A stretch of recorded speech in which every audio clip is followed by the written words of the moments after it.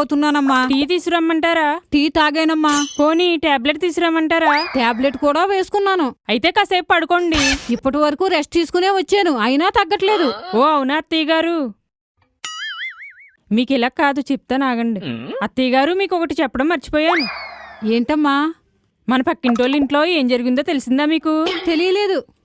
మీకు తెలియలేదా? అయితే మీరు ఖచ్చితంగా వినాలి అత్తయ్య గారు.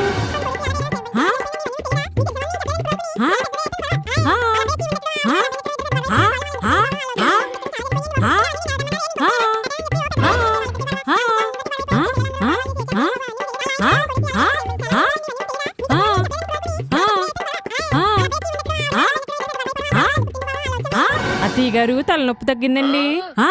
భలే తగ్గిపోయిందమ్మా. ఈసారి మీ ఫ్రెండ్ ఇంటికి వెళ్ళి రండి. అలాగే. అత్తయ్య గారు, మన పక్కింటి వాళ్ళని కానీ అడిగారు కనుక అవన్నీ నేను సరదాగా చెప్పాను, మీకు తలనొప్పి తగ్గిపోతుందని. వాళ్ళని అడగండి.